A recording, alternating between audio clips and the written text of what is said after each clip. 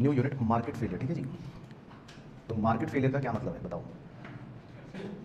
Market word आपने पढ़ रखा है, मार्केट वर्ड आपने पढ़ा था ना पहले चैप्टर में, मार्केट तो पता ही है। और फेलियर का मतलब फेल होना। तो मार्केट फेलियर का मतलब है कि मार्केट फेल हो गया। तो मार्केट किस चीज़ में फेल हो गया? तो लिखते हैं देखो कि मार्केट किस चीज़ में फेल हो गया। एक बेसिक इंट्रोडक्शन बता रहा हूँ चैप्टर का कि भाई इस चैप्टर का नाम, यूनिट का नाम मार्केट फेलियर क्यों है, क्योंकि मार्केट किसी एक चीज़ में फेल हो गया। तो किस चीज़ में फेल हो गया? तो लिखो ब्रैकेट में inefficient allocation of resources, inefficient allocation of resources. तो ये कीवर्ड्स हो गए जी कि भाई मार्केट फेलियर का मतलब ये है कि इनएफिशिएंट एलोकेशन हुआ है रिसोर्सेज का। तो बहुत ही सिंपल से एक एग्जांपल ले सकते हैं, जैसे मान लो कि आप फनी एग्जांपल समझने के लिए ऐसे समझ लो कि मान लो घर में ये पापा हैं और पापा के पास रिसोर्सेज हैं, रिसोर्सेज को रुपये मान लेते हैं, 1 लाख रुपए, और घर में बहुत सारे बच्चे हैं। तो बच्चे जो होते हैं उनकी क्या होती है, बहुत डिमांड। तो पापा को पता है कि भाई सबकी डिमांड तो पूरी नहीं हो सकती, क्योंकि रिसोर्सेज क्या होते हैं, लिमिटेड होते हैं। तो यही इकोनॉमी का खेल हो गया। पापा की जगह आप इकोनॉमी समझ लो, है ना, या इकोनॉमी कह लो, या यहाँ पर मार्केट भी कह सकते हो। और 1 लाख रुपए को रिसोर्सेज समझ लो, और जो बच्चे बना रखे हैं उसे आप क्या समझ लो, देश की जनता समझ लो। तो कई बार ऐसा होता है कि मार्केट जो है, जो अपने रिसोर्स को ये एलोकेट करती है, वो इनएफिशिएंटली करती है। तो मान लो पहले आदमी को मैं 99,000 रुपये दे दूँ, और इस आदमी को 1,000 रुपये दे दूँ, और बाकी सबको 2-2 थप्पड़ मार के भगा दूँ, तो ये कोई अच्छी चीज़ करी नहीं ना। तो इसका मतलब अगर मार्केट में रिसोर्सेज का एलोकेशन इनएफिशिएंट तरीके से हो रहा है तो उसे क्या बोलते हैं कि मार्केट फेल हो गया, यानी कि उस कॉन्सेप्ट का नाम बन गया मार्केट फेलियर बेसिकली। तो मार्केट फेलियर कुछ भी नहीं है, मार्केट फेलियर का मतलब है रिसोर्सेज जो है वो इनएफिशिएंट एलोकेट हुए हैं मार्केट के अंदर, है ना, तो उसको बोलते हैं मार्केट फेलियर बेसिकली। अच्छा, तो आप इसी जो आपने लिखा ना ब्रैकेट में, आप इसी से 2 एरो निकालना, क्योंकि ये 2 प्रकार का होता है। तो मार्केट फेलियर जो है वो 2 प्रकार का होता है। तो आपने जो लिखा ब्रैकेट में उसी से आप 2 एरोज निकाल लेना। तो मार्केट फेलियर 2 प्रकार का होता है जी। एक को बोलते हैं complete market failure, complete market failure, और दूसरे को क्या बोलेंगे आप बताओ। पहला तो हो गया कंप्लीट मार्केट फेलियर, और दूसरा पार्शियल मार्केट फेलियर। तो कंप्लीट मार्केट फेलियर होगा या पार्शियल मार्केट फेलियर होगा। तो कंप्लीट मार्केट फेलियर क्या है और पार्शियल मार्केट फेलियर क्या है, दोनों के बारे में लिख लेते हैं, छोटी छोटी बातें। तो पहले कंप्लीट मार्केट फेलियर के बारे में लिख लो। This is a case of, फिर इन्वर्टेड कॉमास में लिखना, मिसिंग मार्केट्स। मिसिंग मार्केट्स को हाईलाइट कर लेना, कीवर्ड्स हैं ये। तो it is a case of missing markets and occurs when the market does not supply products at all, despite the fact that such product or service are wanted by the people. Such product or service are wanted by the people. Example, pure public goods. Example, pure public goods. ठीक है, तो पहले लिख लो फिर समझाता हूँ। फिर partial वाले में लिख लेना, एरो डाल के, पार्शियल के नीचे एरो डाल के। Failure occurs when the market, failure occurs when the market does actually function, comma, but it produces either the wrong quantity or at the wrong price, full stop. This results in loss of economic welfare. इसमें आप highlight कर लेना wrong quantity को और wrong price को। ठीक है, 2 प्रकार के मार्केट फेलियर की बात की जा रही है। एक को बोलते हैं कंप्लीट मार्केट फेलियर और एक को बोलते हैं पार्शियल मार्केट फेलियर, है ना। तो एक को बोलते हैं कंप्लीट मार्केट फेलियर और एक को बोलते हैं पार्शियल मार्केट फेलियर। ठीक है, तो लिख लो, बाकी नाम से क्लियर है। कंप्लीट मार्केट फेलियर का मतलब है कि गुड्स ही नहीं है, मिसिंग मार्केट, मतलब कि जो आप प्रोडक्ट या सर्विस चाहते हो वो मार्केट सप्लाई ही नहीं कर रहा। तो market does not supply the product at all. तो बताओ आप क्या प्रोडक्ट चाहते हो, मार्केट से आपको क्या चाहिए बताओ। तो इसका एग्जांपल है प्योर पब्लिक गुड्स। अब आप मार्केट से चाहते हो कि अच्छे अच्छे पार्क बनाकर हमें दो, हमें खेलना है शाम को, लेकिन मार्केट कहता है मैं क्यों बनाऊँ पार्क से मेरा क्या फ़ायदा, है ना, मैं तो सिगरेट बना के बेचूंगा। तो मार्केट जो होता है वो आप जो चाह रहे हो वो बनाता ही नहीं है। तो इसका मतलब ये कैसा मार्केट फेलियर हो गया, कंप्लीट मार्केट फेलियर, कि भाई मार्केट सप्लाई ही नहीं करेगा वो चीज़ जो आपको चाहिए। तो जनरली इसके एग्जांपल होते हैं प्योर पब्लिक गुड्स। तो आप लिख सकते हो जैसे पार्क, है। बाकी पार्शियल मार्केट फेलियर क्या होता है? पार्शियल मार्केट फेलियर बताओ कि आपने कहा कि भाई हमें शर्ट चाहिए, हम टी शर्ट खरीदना चाहते हैं, तो मार्केट कह रहा है ठीक है अभी रुको, अभी लेकर आते हैं टी शर्ट। तो आपने कहा कितनी, अब हमें 500 टी शर्ट्स चाहिए, तो मार्केट कह रहा है रुको रुको भी आ रहा हूँ, तो मार्केट थोड़ी देर बाद आया और 100 टी शर्ट्स लेकर आ गया, तो क्या आप खुश हो जाओगे? नहीं। तो ये पार्शियल मार्केट फेलियर है कि मतलब गलत क्वांटिटी बनाई मार्केट। और या फिर उसने बोला मार्केट ने कि ये टी शर्ट कितने की है, बताओ कितने की टी शर्ट है? 1000 की नहीं है। शाहरुख खान के बेटे का नाम क्या बताओ? हाँ, उसका क्लोथिंग ब्रांड का नाम बताओ। उसकी मिनिमम प्राइसिंग क्या है एक टी शर्ट की? 1 लाख, है ना। तो अब मान लो प्राइसिंग ऐसी है तो आप कह रहे हो छोड़ो। तो मार्केट के अंदर जो पार्शियल फेलियर होता है वो उसका मतलब ये है कि भाई या तो क्वांटिटी गलत है, आपको सही नहीं लग रही, या प्राइस गलत है, आपको सही नहीं लग रहा, तो मतलब इसको पार्शियल मार्केट फेलियर बोल देते हैं। तो समझ गए कंप्लीट मार्केट फेलियर क्या है और पार्शियल मार्केट फेलियर क्या है? ओके, तो ये बेसिकली इंट्रोडक्शन है कि भाई मार्केट फेलियर क्या है। अब जो अगली मेन टॉपिक है, जो जहाँ से मेन कहानी शुरू है, तो वो आप स्टार डाल के डालना हेडिंग। तो उसका पहले आपको एक ब्रीफ बना रहा हूँ कि चैप्टर में हमें करना क्या है। Why do markets fail. तो असली मुद्दा इस पूरे चैप्टर में जो आपको पढ़ना है, मतलब इस पूरे यूनिट के अंदर बस आपको एक ही टॉपिक पढ़ना है कि आखिर मार्केट फेल क्यों हो रहे हैं। जैसे बच्चा पूछता है ना सीए के अंदर कि आखिर सीए स्टूडेंट फेल क्यों होता है, तो ऐसे इस चैप्टर में ये है कि भाई आखिर मार्केट फेल क्यों हो रहा है। तो वाई डू मार्केट्स फेल, तो बताओ क्यों होता है मार्केट फेल। तो सर हमें क्या बताओ? तो जी 4 कारण हैं, तो आप 4 बाइफर्केशन करना जो आपको पढ़ाए जाएंगे। तो एक ब्रीफ चार्ट बना रहे हैं तो ऐसी समरी लिए। तो मार्केट के फेल होने के 4 कारण बताए जाते हैं कि भाई मार्केट क्यों फेल हो रहा है। तो लिखते हैं पहला बाइफर्केशन में, पहला तो है मार्केट पावर। ठीक है, मार्केट पावर। तो एक रीज़न आपको मार्केट पावर वाली पढ़ाई जाएगी, ठीक है, इस वजह से मार्केट फेल होता है। ठीक है, ये क्या है तो बाद में सीखेंगे। दूसरा रीज़न होता है एक्सटर्नलिटीज़। एक्सटर्नलिटीज़ इसके ब्रैकेट में लिख लो, शायद आपने पहले पढ़ा सुना हो, पॉजिटिव और नेगेटिव। तो दूसरा रीज़न होता है एक्सटर्नलिटीज़, ब्रैकेट में लिख लेना, 2 तरह की होती हैं, पॉजिटिव और नेगेटिव। और इसके अंदर भी 2 सब टाइप्स आपको सिखाए जाएंगे, वो भी बना लो। एक होती हैं प्रोडक्शन एक्सटर्नलिटीज़, प्रोडक्शन एक्सटर्नलिटीज़, और दूसरी होंगी कंजम्पशन एक्सटर्नलिटीज़, कंजम्पशन एक्सटर्नलिटीज़। ठीक है, तो ये भी आपको डिटेल में पढ़ाया जाएगा। ये सब डिटेल में पढ़ाया जाएगा। अभी तो हम खाली एक चार्ट बना रहे हैं कि क्या 4 कारण पढ़ाए जाएंगे आपको मार्केट्स के फेल होने के। तो पहला तो होगा मार्केट पावर, दूसरा एक्सटर्नलिटीज़, तीसरे होंगे जो आपने भी थोड़ी देर पहले भी देखे पब्लिक गुड्स। ये भी मार्केट के फेल होने के कारण है, पब्लिक गुड्स। और चौथे बहुत ही इंटरेस्टिंग, जब इसको पढ़ोगे तो आपको बड़ा मजा आएगा। चौथा रीज़न होता है इनकम्प्लीट इन्फॉर्मेशन, अधूरी जानकारी। और भारत में तो सबसे बड़ा फेलियर का कारण मेरे हिसाब से तो यही है, क्योंकि भारत का व्यक्ति कितना भोला मासूम होता है आपकी तरह, है ना। आपको जानकारी ही नहीं है, और जिस आदमी को जानकारी ना हो उसे बेवकूफ़ बनाना बहुत आसान होता है। तो मार्केट में आपको इसलिए बेवकूफ़ बनाया जाता है और आप बनते जाते हो और आगे भी बनते रहोगे। तो जब तक पृथ्वी है तब तक जानकारी अगर कम है, इनकम्प्लीट है, तो फिर मार्केट फेलियर होगा, है ना। तो इनकम्प्लीट इन्फॉर्मेशन भी हम पढ़ेंगे। इसके अंदर छोटा सा डाल के लिख लो, मतलब इसमें हम क्या क्या कवर करेंगे। असिमेट्रिक इन्फॉर्मेशन, ये भी कह सकते हैं असिमेट्रिक इन्फॉर्मेशन, जिसके अंदर 2 एरो निकालना कि भाई इसमें आपको 2 बातें क्या पढ़ाएंगे डिटेल में। एक पढ़ाएंगे एडवर्स सिलेक्शन और दूसरा पढ़ाएंगे मोरल हैजार्ड। सर क्या लिख रहे हो? ये सब टर्म्स की वर्ड्स भी हैं, तो ये सब पढ़ेंगे, डोंट वरी। तो असिमेट्रिक इन्फॉर्मेशन, और उसमें 2 एरोज निकाल के एक में लिखना है एडवर्स सिलेक्शन, ये भी एक कारण होता है, और दूसरा मॉरल हैजार्ड, ये भी एक कारण होता है। ये डिटेल में हम पढ़ेंगे। तो मोटा मोटा हम 4 बातें पढ़ने जा रहे हैं चैप्टर के अंदर कि आखिर मार्केट्स फेल क्यों होते हैं। Market power, externalities, public goods और इनकम्प्लीट इन्फॉर्मेशन। तो मार्केट इसकी वजह से फेल होगा, इसकी वजह से फेल होगा, इसकी वजह से फेल होगा, उसकी वजह से फेल होगा। ठीक है, तो मार्केट फेल हो गया। तो अब आप ये बताओ कि क्या हम मार्केट को फेल होने दें। भाई मान लो सीए स्टूडेंट कह रहा है भाई सीए स्टूडेंट तो फेल हो रहा है, तो क्या मार्केट या अगर फेल हो रहा है इन रीजंस की वजह से, तो उसको क्या हम फेल होने दें? तो कौन एक्शन लेगा बताओ? Government, right. तो पहले तो हम ये सारी डिटेल्स में पढ़ेंगे कि मार्केट जो फेल होता है इन 4 कारणों की वजह से होता है, तो इन्हें डिटेल में पढ़ाऊंगा पहले तो मैं। और फिर उसके बाद हम पढ़ेंगे कि भाई जब मार्केट फेल हो जाता है, मान लो इन 4 कारणों से मार्केट फेल हो जाता है, तो अल्टीमेटली फिर कौन आता है बीच में? गवर्नमेंट। तो फिर फाइनली हम पढ़ेंगे, लास्ट टॉपिक होगा कि government intervention in all these above. इन सारी ऊपर की बातों में फिर हम पढ़ेंगे कि कैसे गवर्नमेंट इंटरवीन करके बचाती है। तो मतलब ऊपर 4 तो कारण हो गए कि क्यों बच्चा फेल हो रहा है, और फिर नीचे पढ़ेंगे कि कैसे सरकार बच्चे को बचाती है। तो ये बेसिकली चैप्टर है आपका, है ना। तो पहले हम कारण पढ़ेंगे कि फेल क्यों होता है मार्केट, और फिर हम देखेंगे कि कैसे सरकार इंटरवीन करती है और फिर उसको थोड़ा सा मतलब बचाने की कोशिश करती है मार्केट को।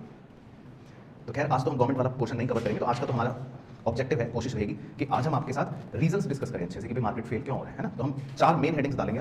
तो सबसे पहली मेन हेडिंग कौन सी डालें? Market power. हाँ, तो आप ऐसे डालते रहना, 4 मेन हेडिंग्स आएंगी हमारी। तो पहली मेन हेडिंग बन गई मार्केट पावर। तो हम चारों रीजंस पढ़ लेते हैं कि भैया आखिर मार्केट फेल क्यों हो रहा है। और बहुत ही सिंपल रीजन है, बड़े मजेदार भी लगेंगे आपको।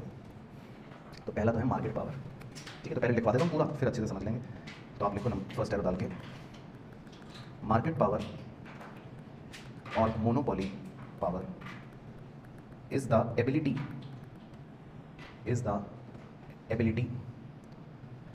of a firm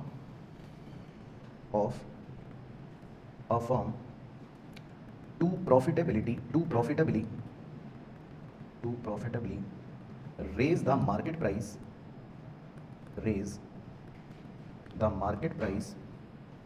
of a good or service over its marginal cost. Full stop. Second arrow. Excessive market power causes the single producer or a small number of producers to restrict output. Keywords भी highlight करता रहता हूँ साथ साथ. पहले point में monopoly कर लेना, दूसरे पॉइंट में रिस्ट्रिक्ट आउटपुट कर लेना, और तीसरा और last arrow, thus market fails to produce right quantity of goods and services at the right price. Thus market fails to produce right quantity of goods and services at right price.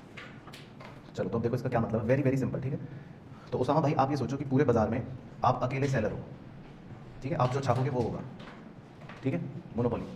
तो अब आप क्या चाहोगे कि जो goods ग्राहक चाहता है, जितने रुपए के चाहता है उतने बनाओगे, या आप अपनी शक्तियों का दुरुपयोग करोगे? अपनी शक्तियों का दुरुपयोग करोगे. हमारा तो जन्म इसीलिए हुआ है ना, कि हमें शक्तियां मिले और हम दुरुपयोग करें. तो बस मेरा पॉइंट हो गया खत्म. तो अब देखो मार्केट पावर का क्या मतलब है कि अगर मान लो कभी भी कोई मोनोपोली अराइज हो जाए मार्केट में, है ना, मान लो कोई एक ही प्रोड्यूसर मार्केट के अंदर आ जाए, तो फिर वो तो अपने प्रॉफिट के लिए मार्केट प्राइसेस ज़्यादा रखेगा और वो अपने आउटपुट को भी रिस्ट्रिक्ट करके रखेगा. मतलब कि उसका मन करेगा कि मैं तो सिर्फ 2 चीज़ें बनाऊंगा, तो वो 2 बनाएगा. अब ग्राहक बेचारे परेशान है, वो कह रहे हैं हमें तो 10 चीज़ें चाहिए, 10 टी-शर्ट्स चाहिए, लेकिन मेरी मोनोपोली है तो मैं क्या कह रहा हूँ, मैं तो 2 ही बनाऊंगा. तो इसका मतलब जब भी मार्केट में मोनोपोली पावर क्रिएट हो जाती है, तो इसका मतलब मार्केट क्या हो जाएगा, अल्टीमेटली फेल हो जाएगा. मार्केट क्या हो जाएगा, फेल हो जाएगा. क्योंकि जितना सामान आपको चाहिए और जितने दामों पर चाहिए, क्या मैं आपको दे पाऊंगा या मार्केट आपको देगा? नहीं देगा. तो यही बात लास्ट में लिखी है कि भाई market fails to produce right quantity of goods and services at the right price. तो मार्केट देखो फेल हो जाएगा. तो समझ आ गया रीजन? लॉजिकल है मार्केट के फेल होने का, मार्केट पावर. बस, तो ये तो बहुत ही छोटा रीजन था, मजा आ गया आपके, पहला तो खत्म हो गया. अब है नंबर 2 है जी एक्सटर्नलिटीज.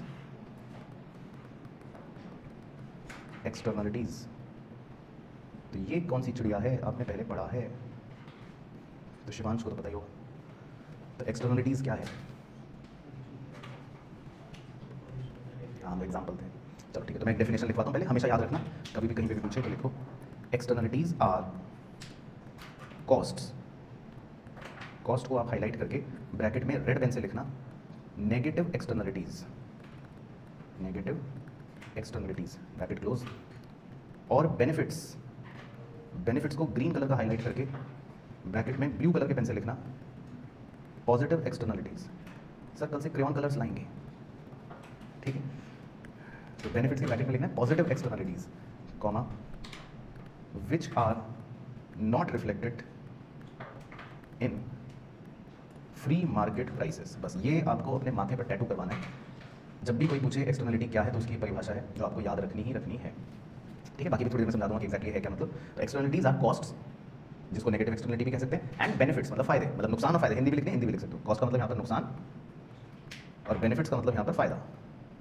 तो एक्सटर्नलिटीज का मतलब है कि या तो कुछ नुकसान है या कुछ फायदा है, लेकिन मजेदार बात यह है कि which are not reflected in the market prices, लेकिन वो प्राइसेस में नजर नहीं आता, है ना. तो अभी करेंगे एक एग्जांपल भी. सेकंड पॉइंट, एक्सटर्नलिटीज आर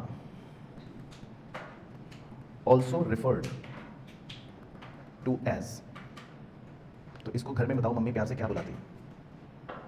इसका घर का नाम है, नीचे लिखना, spill over effect. Spill over का मतलब समझते क्या होता है स्पिल ओवर? तो स्पिल ओवर का मतलब जैसे मान लो ये पानी की बॉटल है, ठीक है, अभी मेरे पास ग्लास नहीं है, लेकिन ऐसे मान लो ग्लास है इमेजिनरी, तो मैं उसमें पानी डालता रहूँ और रुकूँ ना, तो थोड़ी देर बाद क्या होगा, ग्लास में पानी भर के फिर बाहर निकल जाएगा. तो जब वो बाहर निकल रहा होता है तो वो उस चीज़ को बोलते हैं स्पिल ओवर.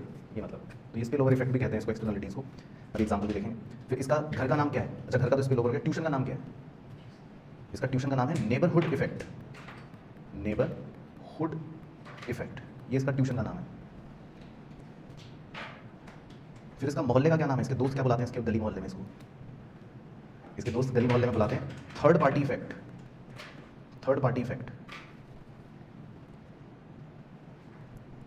और इसकी गर्लफ्रेंड इसको क्या बुलाती है प्यार से? Side effect. तो इसके चार नाम है, ठीक है चौहान साहब, मजा आ रहा है? अब ये याद कर लेना, मजा तो आ रहा है। तो ये चारों एमसीक्यू के क्वेश्चन आपके बन सकते हैं, वो कुछ भी किसी भी नाम से आपको दे सकते हैं। तो एक्सटर्नलिटीज को हम किसी भी नाम से जान सकते हैं, spillover effect, neighbourhood effect, third party effect या साइड इफेक्ट। और इन सबको कहने का तात्पर्य बेसिकली ये होता है कि इनकी अपनी कोई मतलब वो नहीं होती, वैल्यू नहीं होती, लेकिन ये फिर भी आपको इफेक्ट कर देते हैं। इनकी अपनी कोई प्राइस में मतलब रिफ्लेक्शन नहीं होता, लेकिन फिर भी आपको या तो फायदा दे रहे होते हैं, या तो आपको फायदा भी दे सकते हैं, या फिर आपको नुकसान भी दे सकते हैं, लेकिन इनकी अपनी कोई प्राइस में रिफ्लेक्शन नहीं होती। जैसे आप सुबह पार्क में घूमने गए, तो बताओ आपको फायदा होगा कि नुकसान? फायदा होगा, लेकिन क्या उसके लिए कुछ प्राइस है? और आपने कोई पैसे दिए? नहीं, उस चीज़ का दाम तो नहीं है ना कुछ। उल्टा, अब आप किसी पॉल्यूशन वाले एरिया में चले गए, 1 घंटा वहाँ पे आपने लंबी गहरी सांसें ले ली, ठीक है, तो आपको फायदा होगा कि नुकसान?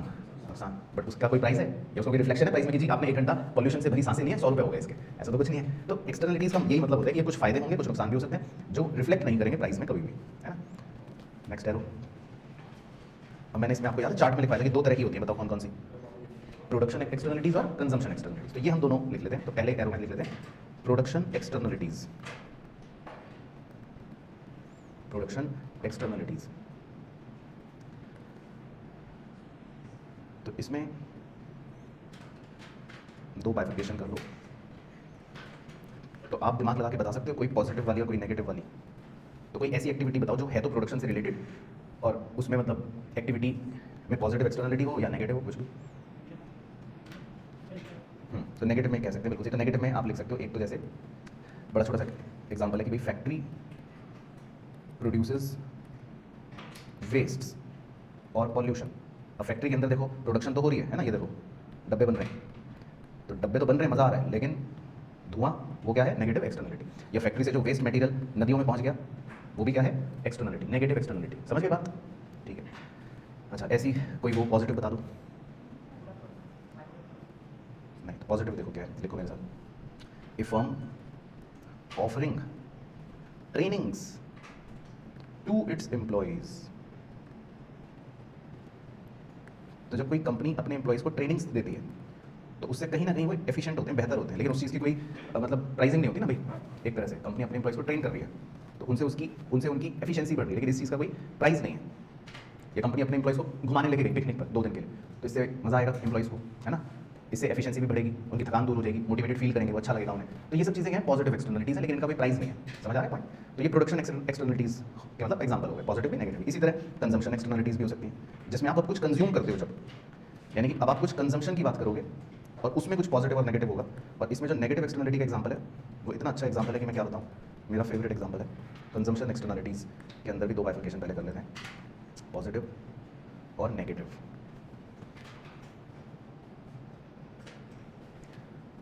तो अब कोई कंजम्पशन का एग्जांपल दो, मतलब कोई भी पॉजिटिव दे दो। चलो, हाँ वेरी गुड। हालांकि फ्रूट जूस तो बेकार होता है, रॉ फ्रूट्स खाने चाहिए। चलो, तो इसको ऐसे थोड़ा घुमा के लिख लेते हैं। तो पॉजिटिव एक्सटर्नलिटी में आप लिख सकते हो कि भाई consumption of the service of health club, है ना। आप किसी हेल्थ क्लब की सर्विस को कंज्यूम कर रहे हो, तो उससे क्या होगा भाई, आपकी सेहत अच्छी रहेगी, आप हेल्दी रहोगे। हेल्दी रहोगे तो अच्छे विचार आएंगे मन में, है ना, मतलब काम ज़्यादा कर पाओगे। तो ये एक पॉजिटिव कंजम्पशन से रिलेटेड एक्सटर्नलिटी होगी कि आप एक अच्छी चीज़ कंज्यूम कर रहे हो, अपने हेल्थ सर्विस को कंज्यूम कर रहे हो। या एक और एग्जाम्पल लिख सकते हो इसमें, people get immunised against contagious disease. तो आपको इम्यूनाइजेशन तो पता ही है ना, इंजेक्शन लगे थे आपको, आपने भी कंज्यूम करे होंगे। कोविड के लगवाए थे इंजेक्शन या नहीं लगवाए? लगवाए थे। तो बेसिकली उससे आपकी इम्यूनिटी इंप्रूव हुई, आप बच गए बीमारी से, है ना। तो वो भी एक तरह से की पॉजिटिव कंजम्पशन वाली एक्सटर्नलिटी। बाकी नेगेटिव बताओ। हाँ, तो चौहान साहब नेगेटिव में लिखो। देखो पहला एग्जाम्पल, स्मोकिंग सिगरेट। मतलब ये आपके लिए नहीं है कि आप सोचोगे सर मैं तो स्मोकिंग नहीं करता, लेकिन smoking cigarettes in public place, मतलब जो दूसरे लोग करते हैं। तो जब आप दूसरे लोग स्मोकिंग करते हैं तो आपको अजीब सा लगता है ना। तो आपके को तो मैं ये कह रहा हूँ कि दूसरे लोग जो पब्लिक प्लेस पे स्मोकिंग करते हैं, तो जब आपको अजीब सा लगा, जो आपने वो कंज्यूम करा धुआं, पैसिव स्मोकिंग जिसको बोलते हैं, तो वो आपके लिए क्या है? नेगेटिव कंजम्पशन एक्सटर्नलिटी, है ना, कि आपने किसी और का धुआं कंज्यूम कर लिया और उससे आपको नुकसान हो गया। तो ये क्या हो गई? Smoking cigarettes in public place, negative consumption externality. और एक और एग्जाम्पल लिख लो, ये सबसे बेस्ट है, ये मेरा फेवरेट एग्जाम्पल है। act of undisciplined students talking and creating disturbance in class. The act of undisciplined students talking and creating disturbance in class. ये भी एक कंजम्पशन वाली नेगेटिव एक्सटर्नलिटी है, कंजम्पशन वाली नेगेटिव एक्सटर्नलिटी।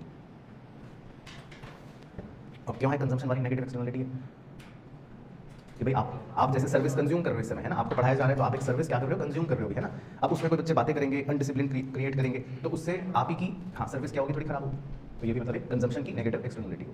तो समझ आ गया, लेकिन पॉइंट क्या मतलब, एक्सटर्नलिटी क्लियर हो गया पूरा खेल, इसमें कोई डाउट तो नहीं है। चलो, तो दो रीजन हो गया। तीसरा रीजन कौन सा था, नहीं सॉरी, तीसरे से बढ़ने से पहले हाँ एक और इसमें बातें बतानी है। वैसे तीसरा कौन सा था जी, पब्लिक गुड्स, है ना।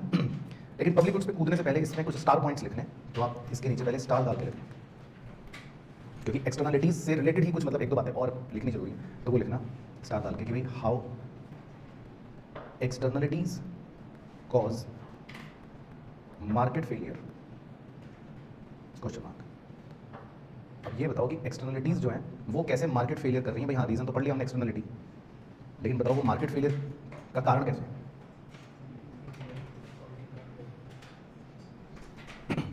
चलो तो इसको मैं पहले लिखना फिर समझाता हूँ कि आखिर एक्सटर्नलिटीज को हमने क्यों कहा। भाई देखो मीनिंग आप समझ गए, हाँ सर एक्सटर्नलिटी मतलब ये है कि हमारा फायदा हो रहा है, पॉल्यूशन है तो नुकसान हो रहा है, वो तो समझ गया, लेकिन इसकी वजह से मार्केट फेलियर कैसे हो रहा है, मार्केट कैसे फेल हो गया इसकी वजह से, साइकोलॉजिकल नहीं है। चलो तो पहले लिखो फिर समझाता हूँ। तो इसके नीचे लिखना फर्स्ट एरो डाल के प्राइवेट कॉस्ट, इसको ब्लॉक बना लेना,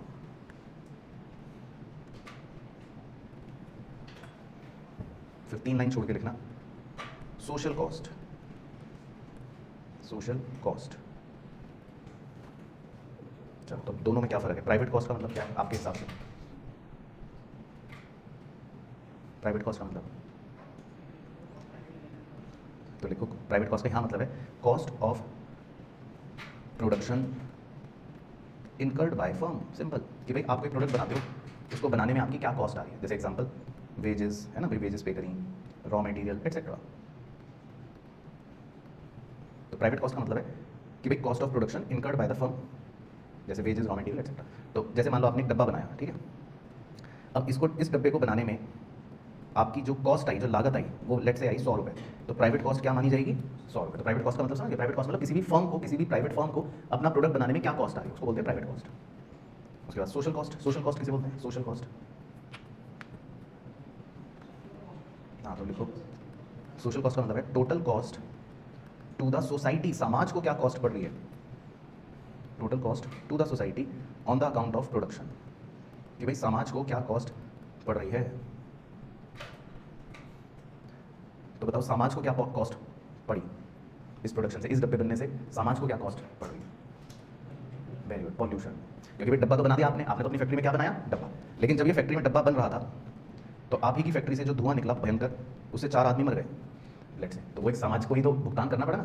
तो सोशल कॉस्ट में हम कहते हैं कि भाई जो डब्बा बनाने का खर्चा था 100 रुपये, वो तो है ही है, सोशल कॉस्ट में जो डब्बा बनाने का खर्चा हुआ वो तो चलो है ही है, साथ ही साथ इसमें जो समाज को नुकसान पहुंचा वो भी जोड़ते हैं, इसीलिए इसका नाम है total cost to the society. तो सोशल कॉस्ट का फॉर्मूला लिख लें सर, हाँ सर लिखवा दो, हम तो इंतजार कर रहे हैं। तो अगले एरो में लिखना कि social cost is equal to, इसका फॉर्मूला है प्राइवेट कॉस्ट प्लस, बताओ क्या, हाँ plus negative externalities, negative externalities, तो इसे कहते हैं सोशल कॉस्ट, इसको हाईलाइट भी कर लेना। तो ये आपका बन गया जी एमसीक्यू का क्वेश्चन, तो ऑप्शन में आपको वो इस पर बेस्ड क्वेश्चन दे देगा। तो सोशल कॉस्ट का मतलब एक तरह से प्राइवेट कॉस्ट तो है ही है, और साथ ही साथ समाज को जो नुकसान पहुंचाया आपने वो भी हो गया, तो ये बन गई एक तरह से सोशल कॉस्ट, है ना। बाकी इसको और करके भी लिखो, नेगेटिव एक्सटर्नलिटीज को बताओ घर में मम्मी प्यार से क्या बुलाती हैं, तो इसको लिख लो, इसको एक्सटर्नल कॉस्ट भी कह देते हैं। तो ये भी फॉर्मूला बन सकता है, तो वो किसी भी नाम से दे सकता है, नेगेटिव एक्सटर्नलिटीज को हम एक्सटर्नल कॉस्ट भी कह सकते हैं। तो सोशल कॉस्ट का ये फॉर्मूला बन गया। अब अगला एरो जो है वो सबसे इंपॉर्टेंट है, उसी में हमारे क्वेश्चन का मेन आंसर छुपा हुआ है, तो वो लिख लेते हैं फिर समझाऊंगा। The market price determined, the market price determined without incorporating externalities, without incorporating externalities are not ideal,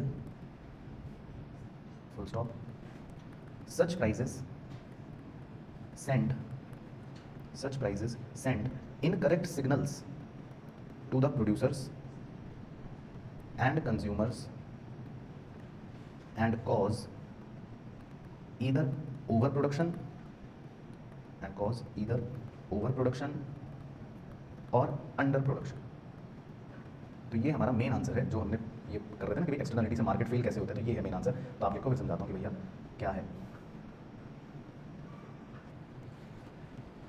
चलो तो अब देखो, अभी वही ऊपर वाले डब्बे की बात करते हैं। वो डब्बा जो हमने बनाया था, बताओ उसकी लागत कितनी थी बनाने की? 100 रुपये। लेकिन उस डब्बे को बनाने के चक्कर में जो वो पॉल्यूशन फैला था, और उस पॉल्यूशन से 4 लोग जो मर गए थे, है ना, तो जब आप ये डब्बा बेचोगे बाजार में, लेट से उसका मार्केट प्राइस है 110 रुपये, तो क्या इस मार्केट प्राइस में उन 4 लोगों की जो मृत्यु हुई, इस बात को भी आप रिफ्लेक्ट कर रहे हो? नहीं कर रहे? समझ आ रहा है कोई? तो जो बाजार में प्रोडक्ट्स के दाम होते हैं उसमें आप एक्सटर्नलिटीज को तो कंसिडर करते ही नहीं। तो ये 110 रुपये का जो भाव है, ये प्रोड्यूसर और कंज्यूमर को आइडियली गलत सिग्नल भेज रहा है। आपको क्या लग रहा है, अरे तो बड़ा सस्ता है, 110 ही तो है, लेकिन उस 110 के पीछे 4 लोग मर गए। तो क्या ये बात आपको पता थी? अगर पता चल जाती तो खरीदोगे? शायद ना खरीदो। अगर आपको पता चल जाए कि जो टी शर्ट आपने पहन रखी है, इस टी शर्ट को बनाते समय 4 लोग मर गए थे, तो शायद आप में से कुछ बच्चे ना खरीदें। समझ लो पॉइंट? तो अब इस चीज़ को लिंक करो कि जो प्रोडक्ट्स के प्राइस होते हैं बाजार में, क्या वो एक्सटर्नलिटीज को रिफ्लेक्ट कर रहे होते हैं? नहीं कर रहे होते। तो वो एक्चुअल में कंज्यूमर और प्रोड्यूसर को एक गलत पिक्चर भेज रहे हैं, और उस वजह से प्रोड्यूसर और कंज्यूमर दोनों ही हो सकता है, या तो ज्यादा प्रोडक्शन कर रहा हो मतलब प्रोड्यूसर, या कम प्रोडक्शन कर रहा हो, कुछ भी हो सकता है, क्योंकि ये प्राइसेस एक्चुअल नहीं है, इनके पीछे की सच्चाई यानी कि एक्सटर्नलिटीज रिफ्लेक्ट नहीं होती। तो इसीलिए एक्सटर्नलिटीज को भी एक कारण माना गया है कि एक्सटर्नलिटीज भी एक कारण है मार्केट के फेल होने के। समझ गए कहानी? तो ये पूरा चिट्ठा जो था ये एक्सटर्नलिटीज का था। तो क्लियर हो गया एक्सटर्नलिटीज? चलो अब लिख सकते हैं अपना मेन थर्ड रीजन क्या है मार्केट फेल होने का, पब्लिक गुड्स। तो नंबर 3 मेन हेडिंग आ गई, पब्लिक गुड्स। पब्लिक गुड्स के घर का नाम बताओ जल्दी से। इसको मम्मी घर में क्या कहती है पब्लिक गुड्स को? Social goods. भाई सामाजिक पब्लिक गुड्स या सोशल गुड्स कुछ भी कह लो।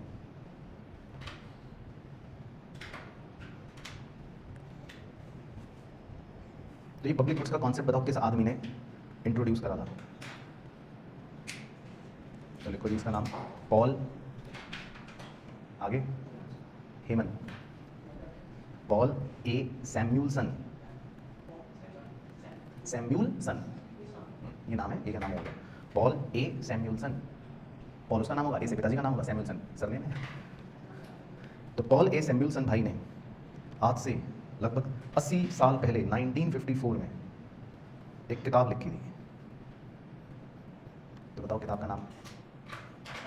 किताब का नाम है जी प्योर थ्योरी, बल्कि दा लगाना आगे, the pure theory of public expenditure. तो ये वो व्यक्ति थे जिन्होंने पहली बार पब्लिक गुड्स के कॉन्सेप्ट को मतलब समझाया कि अच्छा ये भी कुछ होता है, और इस किताब में समझाया, इस लेख में समझाया अपने 1954 में लिखा था इन्होंने, 1954 में। तो पॉल ए सैम्यूलसन जो थे उन्होंने बेसिकली इंट्रोड्यूस करा था ये। तो लिख देते हैं मतलब फर्स्ट इकोनॉमिस्ट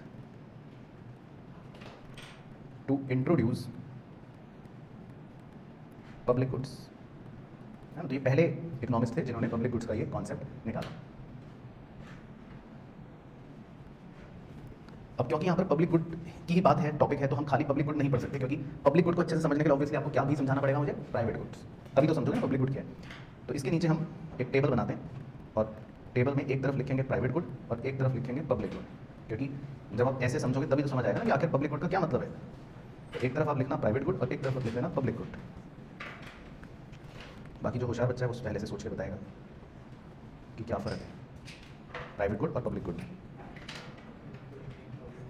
क्लियर?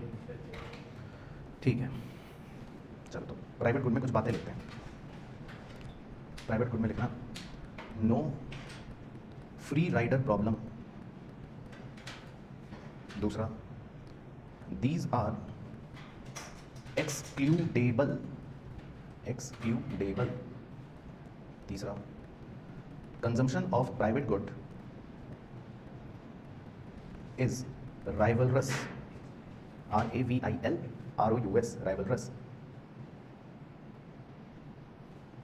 तो हाईलाइट कर लो चाहे, no free rider problem, excludable और rivalries.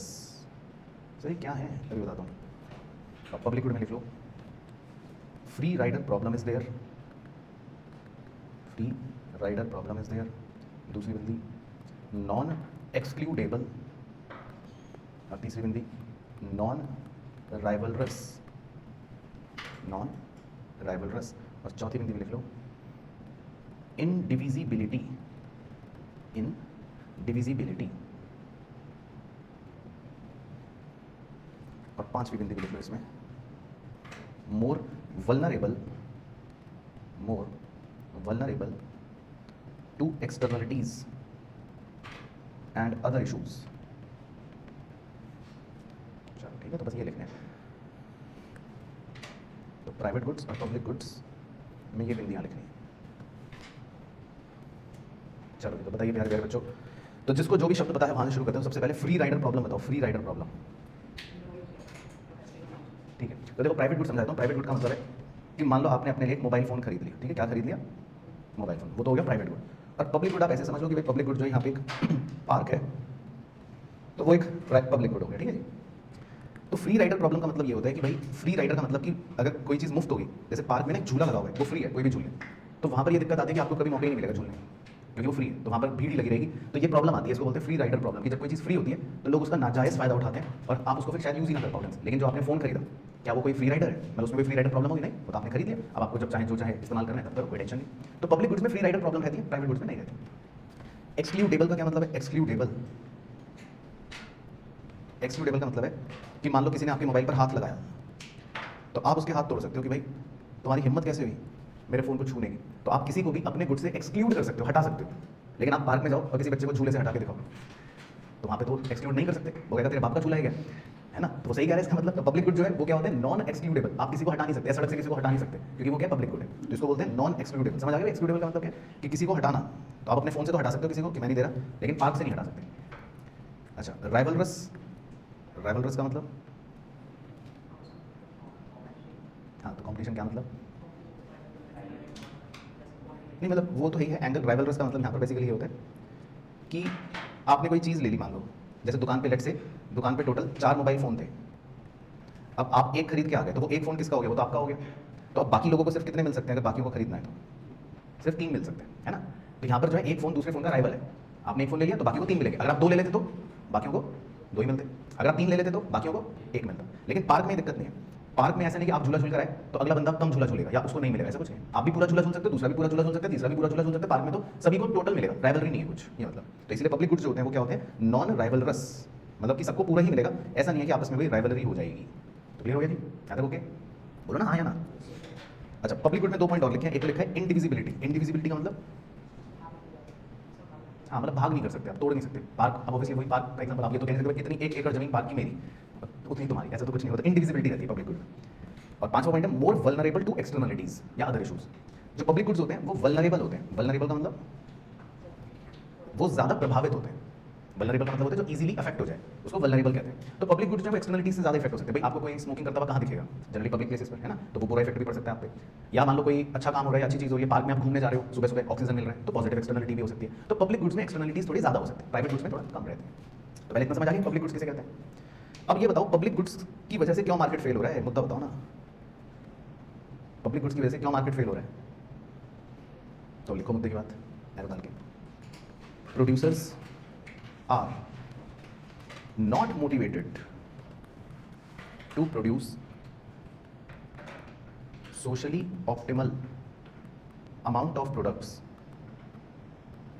if they cannot charge a positive price for them or make profits from them, full stop.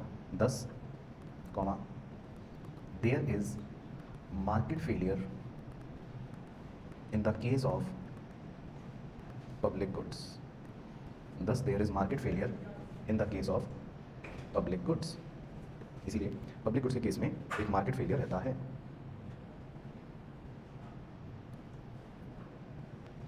तो अब अगर आप प्रोड्यूसर हो तो आप बताओ कि क्या आपका मोटिवेशन है आपके पास कि मैं पब्लिक गुड बनाऊंगा बड़े होके? क्यों नहीं है मोटिवेशन आपको पब्लिक गुड बनाने का? क्योंकि उसमें आपको पता है प्रॉफिट ही नहीं होगा। तो बस हो गया ना मार्केट फेल। पब्लिक तो कह रही है हमें चाहिए पार्क, और प्रोड्यूसर कह रहा है मैं नहीं बना रहा पार्क, क्योंकि पार्क बना के मेरा क्या फायदा। तो मतलब जनरली पब्लिक गुड्स जो होते हैं उनको प्रोड्यूसर नहीं बनाते, प्रोड्यूसर्स के पास कोई मोटिवेशन नहीं होता पब्लिक गुड्स को बनाने का। तो इसीलिए पब्लिक गुड्स हमेशा मार्केट को फेल ही करेंगे, क्योंकि इनकी डिमांड तो होगी ज़्यादा। हम सब चाहते हैं पार्क हो, ये हो, अच्छी अच्छी चीज़ें, लेकिन प्रोड्यूसर कभी बनाएंगे तो पब्लिक गुड्स मार्केट को फेल कर देते हैं। तो समझ आया खेल? इसके बाद चौथा और आखिरी रीज़न क्या था जी?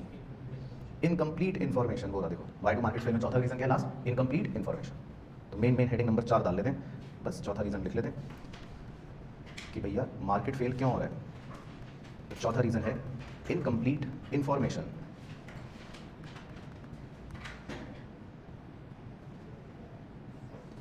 तो वैसे तो इसका हिंदी अनुवाद क्या है इनकम्प्लीट इन्फॉर्मेशन का? अधूरी जानकारी। तो लिखते हैं इसके बारे में कुछ बातें, बहुत ही सिंपल बातें। तो लिखना perfect information implies that both buyer and seller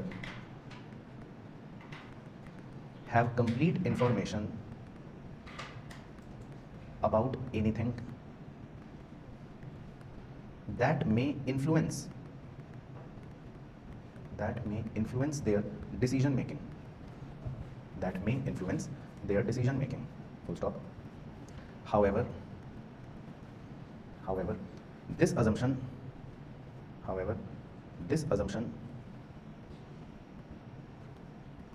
is not fully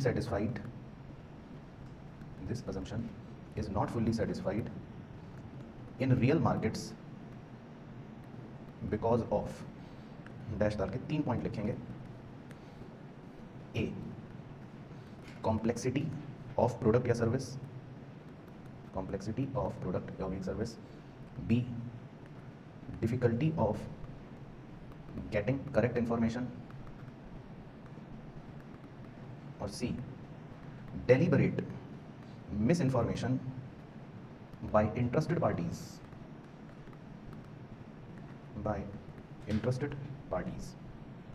deliberate misinformation by interested parties।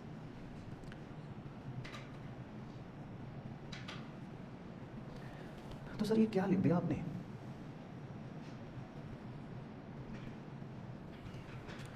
तो देखो प्यारे बच्चों, परफेक्ट इन्फॉर्मेशन किसे कहते हैं बताओ? परफेक्ट इन्फॉर्मेशन का क्या मतलब है?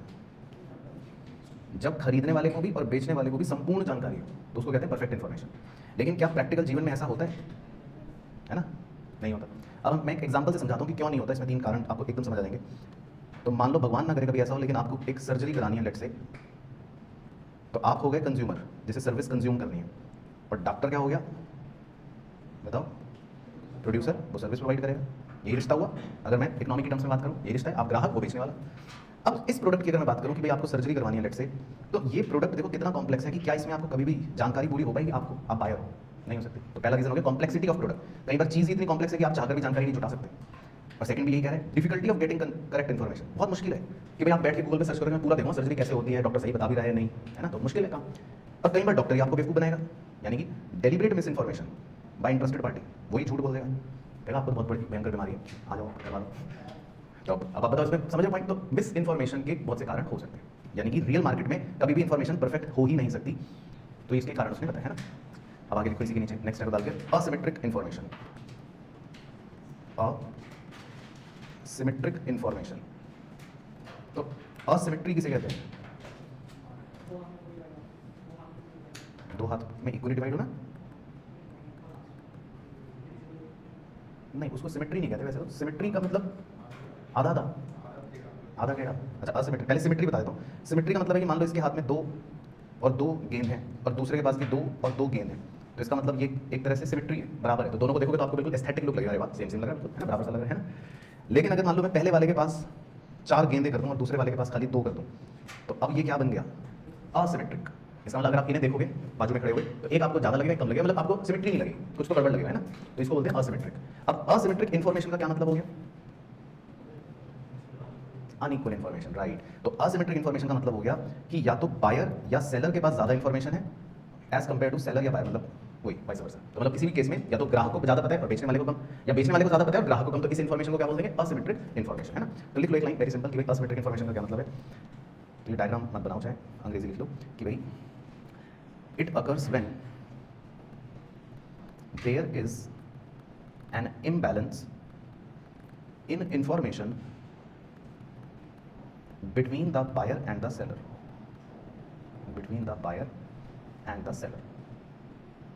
तो बस सिंपल सी बात है कि अगर बायर और सेलर की इंफॉर्मेशन में अगर इम्बैलेंस है, किसी एक को ज़्यादा पता है, तो हम उसको कहते हैं असिमेट्रिक इन्फॉर्मेशन। इसका जैसे कोई एग्जांपल भी लिख सकते हो। Example, landlords know more about their property, है ना? तो अगर आप लैंडलॉर्ड हो, आप अपनी कोई भी प्रॉपर्टी किसी को किराए पर देना चाहते हो, तो उसे ज़्यादा इन्फॉर्मेशन होगी कि आपको पता है कि दीवार में कहाँ सीलन है, कहाँ चूहा है, उसको तो बताओगे नहीं, है ना? तो ये एक असिमेट्रिक इन्फॉर्मेशन का एग्जांपल हो गया। एक और लिख लो, समझ गए? तो एक और लिख लो, चलो एक और लिख लो कि भाई borrower knows more about their ability to repay. अब विजय माल्या को और एसबीआई को, दोनों में से किसको ज़्यादा इन्फॉर्मेशन थी? विजय माल्या को। मुझे पता था मैं नहीं पे कर पाऊंगा, निकल लूंगा लंदन। तो बस यही होता है। ऐसे बहुत से उदाहरण हो सकते हैं जिसमें किसी भी एक को ज़्यादा इन्फॉर्मेशन हो सकती है दूसरे से, तो ये असिमेट्रिक इन्फॉर्मेशन है ना। तो बहुत से उसके उदाहरण हो सकते हैं। बाकी इन सब को जो लिखा आपने, इसको एक बड़े से कर्ली ब्रैकेट में कवर करके दो बाइफर्केशन करने हैं जो बहुत जरूरी है। इनके बिना ही कॉन्सेप्ट अधूरा है असिमेट्रिक इन्फॉर्मेशन का, कि भाई आखिर ये जो असिमेट्रिक इन्फॉर्मेशन हो रही है, या ये जो इन्फॉर्मेशन की कमी हो रही है, या कुछ भी कह लो, ये जो हो रहा है, इसमें दो मेन हाथ हैं, दो मेन बात है। क्या है मेन बात? बताओ, शुरू में लिखवाया था एडवर्स सिलेक्शन, राइट। तो पहला कीवर्ड भी है और वही पहले हेडिंग भी है, एडवर्स सिलेक्शन, और दूसरा था जी मॉरल हैजार्ड। तो ये आप डालो दो बाइफर्केशन करके, एडवर्स सिलेक्शन और मॉरल हैजार्ड। तो एडवर्स सिलेक्शन में लिख लो, पहले लिख के समझा दूंगा कि क्या मतलब है। इसमें लिखना the party which has more information, the party which has more information, bracket में लिख लो, let's say mister X, bracket close, may take advantage of others ignorance, bracket में लिख लो, let's say Mr. Y, full stop, here Mr. Y will be at loss। तो adverse selection में ऐसे कहानी लिख लो, फिर समझा दूंगा कि भाई the party which has more information may take advantage. बस ये कीवर्ड होगा, हाईलाइट की नहीं कर लो कि भाई जिसके पास ज़्यादा इन्फॉर्मेशन है तो ऑब्वियस सी बात है वो क्या करेगा? एडवांटेज लेगा, है ना। और दूसरे पर्सन के इग्नोरेंस के ऊपर वो एडवांटेज लेगा, और इससे दूसरे पर्सन को क्या हो सकता है? नुकसान हो सकता है। तो इसका एक एग्जांपल लिख लो आप, छोटा सा, बस इंश्योरेंस लिख लेना, मैं क्योंकि लंबी कहानी नहीं लिखवाऊंगा, लेकिन इससे समझ जहाँ दूंगा तो आपको याद आ जाएगी स्टोरी है कि जनरली इंश्योरेंस के अंदर ये होता ही होता है। आप भी करोगे या करा होगा, और मैंने भी करा है, ठीक है सर। तो इंश्योरेंस के अंदर बेसिकली क्या होता है कि जब आप कोई हेल्थ इंश्योरेंस लेते हो, है ना, तो वो आपसे एक फॉर्म भरवाते हैं कि क्या आप सिगरेट पीते हो? नहीं। क्या आप अल्कोहल पीते हो? नहीं। क्या आपको कुछ अभी तक चोट कहीं लगी? नहीं। क्या आप बिल्कुल तंदुरुस्त हो? हाँ। ऐसे 100 सवाल पूछते हैं, तो आप सारे अच्छे अच्छे आंसर दोगे जानबूझ के। उसका रीजन भी होता है, ऐसा नहीं कि आप लोग सर क्या दिक्कत है। अगर जितने कम अच्छे आंसर होंगे उतना आपका प्रीमियम का अमाउंट ज़्यादा होगा, क्योंकि जितने कम अच्छे आंसर्स हैं इसका मतलब आपके बीमार होने के या मरने के उतने ज़्यादा चांसेस हैं, तो इंश्योरेंस कंपनी आपसे ज़्यादा प्रीमियम लेगी। और जितने आपके हेल्दी आंसर्स होंगे, बढ़िया आंसर होंगे, उन्हें लगेगा भाई ये आदमी तो बिल्कुल अक्षय कुमार की तरह फिट है, तो उतना आपका प्रीमियम कम होगा, लेट्स से, ठीक है। तो इसीलिए हर जो इन्फॉर्मर होता है उसमें वो जानबूझ के क्या लिखेगा? थोड़ा सा अच्छी बातें लिखेगा। तो इंश्योरेंस के अंदर यहाँ पर यही हो रहा है, जो बेसिकली एडवर्स सिलेक्शन का कॉन्सेप्ट है कि एक पार्टी को थोड़ा ज़्यादा पता होता है। तो किसको ज़्यादा पता है? आपको अपने बारे में ज़्यादा पता है, इंश्योरेंस कंपनी को नहीं पता उतना आपके बारे में, तो आप एडवांटेज लोगे ही लोगे। और इसमें लॉस किसका होगा? हाँ, इंश्योरेंस कंपनी का। तो यही बात यहाँ पर एक्स और वाई के रूप में दे रखी है कि अगर एक्स को ज़्यादा इन्फॉर्मेशन पता है और वाई को कम, तो नुकसान किसका होगा? वाई का। तो क्लियर हो गया एडवर्स सिलेक्शन, सिंपल पॉइंट। फिर दूसरा लिख लो मॉरल हैजार्ड, उसमें यार डाल के लिखना कि भाई मॉरल हैजार्ड क्या है। Moral hazard arises when there is externality, full stop, it is about the opportunism, characterized by an informed persons taking advantage of a less informed person through an unobserved action,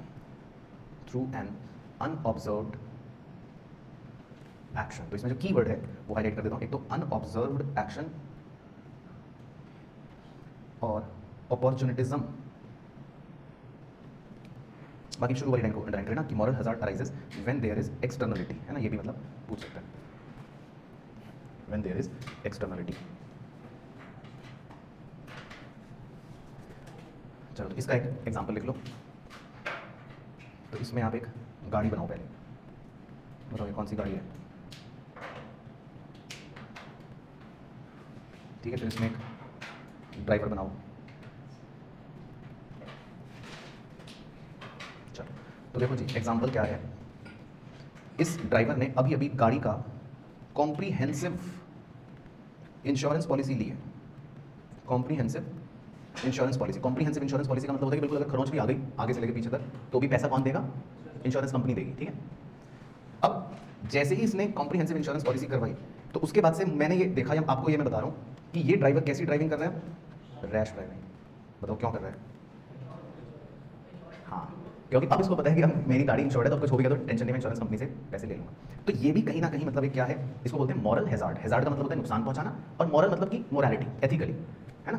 तो moral hazard का मतलब basically यही होता है कि जिसमें हम कोई अपॉर्चुनिटी ढूंढ लेते हैं, यानी कि जिसको आप मेजर तो नहीं कर सकते, इस चीज़ का कोई मेजरमेंट तो नहीं है कि भाई आपके रोए तो तेज क्यों चला रहे हैं, बट ये तो बिहेवियरल चेंज है। अगर इंश्योरेंस पॉलिसी उसकी ना होती तो धीरे धीरे चलाता, संभल के चलाता, है ना। और अब उसने पूरी इंश्योरेंस पॉलिसी ले रखी है तो वो मजे से चला रहा है, पार्किंग कर रहा है तो दीवार पे लगा रहा है, कह रहा है कोई टेंशन नहीं। तो ये तो उसका एक बिहेवियरल चेंज हो गया ना, समझ आ गया पॉइंट। तो ये भी कहीं ना कहीं एक आदमी को एडवांटेज देता है और दूसरे को नुकसान पहुंचाता है यहाँ पर भी। तो इसको भी मतलब असिमेट्रिक इन्फॉर्मेशन के अंदर ही कवर करते हैं, तो इसको बोलते हैं मॉरल हैजार्ड। तो समझ आ गया एग्जांपल, ठीक है। तो ये बना लो, ड्राइंग बना लो, तो इससे आपको याद आ जाएगी कि भाई ये स्टोरी है इसकी, और इसमें ये एग्जांपल जनरली आपके लिए रेलेवेंट भी रहता है।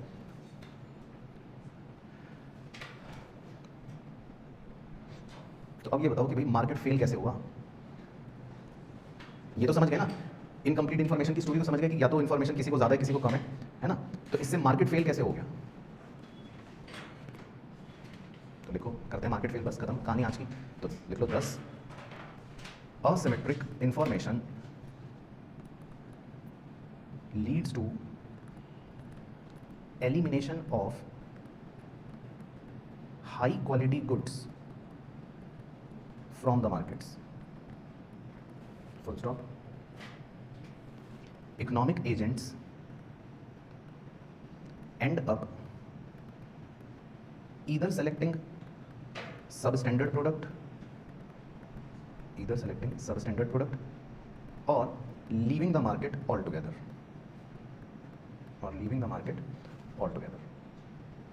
तो इसलिए हम कह सकते हैं कि जो मार्केट है वो फेल हो गया। तो सर कैसे फेल हो गया बताओ एक बार, मतलब क्या?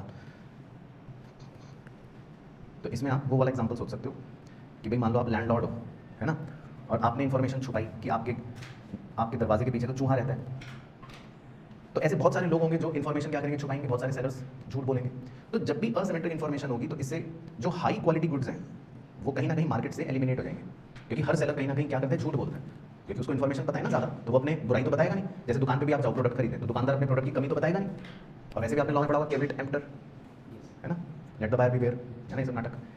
तो पॉइंट ये है कि जब भी असिमेट्रिक इन्फॉर्मेशन होगी तो मार्केट में हाई क्वालिटी गुड्स क्या होंगे, एलिमिनेट हो जाएंगे, थोड़े से कम होंगे, और फिर इससे बेसिकली मार्केट फेल हो गया। क्योंकि आप तो अच्छी चीज़ खरीदने गए थे, आप तो अच्छा घर खरीदने गए थे, लेकिन आपको सेलर ने क्या बेच दिया, बेकार वाला गुड या बेकार वाला घर। तो कहीं ना कहीं एक तरह से मार्केट फेल ही तो हो गया ना भाई। तो ये भी एक इसलिए रीजन बन जाता है। बाकी इकोनॉमिक एजेंट्स का मतलब वही लोग एक तरह से कि या तो आप सब स्टैंडर्ड प्रोडक्ट खरीदोगे, है ना, सेलेक्टिंग सब स्टैंडर्ड प्रोडक्ट मतलब कम क्वालिटी का प्रोडक्ट, और या फिर आप मार्केट को छोड़ ही दोगे, आपको लगेगा कि बेकार ही हो। तो कहीं ना कहीं इस असिमेट्रिक इन्फॉर्मेशन की वजह से भी मार्केट क्या हो जाता है, फेल हो जाता है। चलो तो एक बार जल्दी से बता दो, तो आज की स्टोरी समझ आई आपको कि मार्केट फेल हो रहा है वो क्या मतलब है, और 4 रीजन बोलो अपने मुंह से क्या है मार्केट फेल होने के। Market power, externalities, public goods और इनकम्प्लीट इन्फॉर्मेशन, है ना। चलो बाकी बस नेक्स्ट क्लास में पता है क्या करेंगे हम, कि अब गवर्नमेंट कैसे इंटरवीन करके इन चीज़ों को ठीक करती है, ठीक है। चलो तो बस आज के लिए डन।